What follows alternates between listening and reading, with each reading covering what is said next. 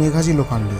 তিনি ব্রিটিশ অফিসারদের বলেন, সপ্তাহে 6 দিন কাজ করার পর প্রতিটি শ্রমিকদের একদিন করে ছুটি দেওয়ার দরকার, নিজের পরিবার ও সমাজের কাজের জন্য। তিনি বলেন, হিন্দু দেবতা খণ্ডকারের জন্মদিন রবিবার, তাই সপ্তাহের ওই দিনটাকে ছুটির দিন হিসাবে ঘোষণা করা হোক।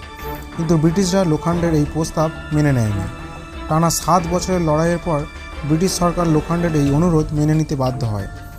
তাই কথা মতো 1890 সালে 10ই জুন শ্রমিকদের জন্য ছুটি ঘোষণা করে ব্রিটিশ সরকার। প্রতি মাসের 15 তারিখে বেতন এবং কাজের মাঝে আধা ঘন্টা করে খাওয়ার সময়। এটা সম্ভব হয়েছিল লোখান্ডের জন্যে। ব্রিটিশরা দেশ ছেড়ে চলে গেলেও ভারত সরকার এই নিয়ম আর বদলায়নি।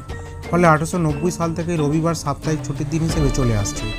জম্মু কাশ্মীরের একজন অ্যাক্টিভিস্ট রমন শর্মা একটি RTI ফাইল করে প্রধানমন্ত্রীর দপ্তরের কাছে জানতে চান, রবিবার ছুটির দিন, এই বিষয়ে কোনো নোটিশ কখনো জারি হয়েছিল কিনা। উত্তরে ভারত সরকারের পক্ষ থেকে জানানো হয়, এমন কোনো নথি নেই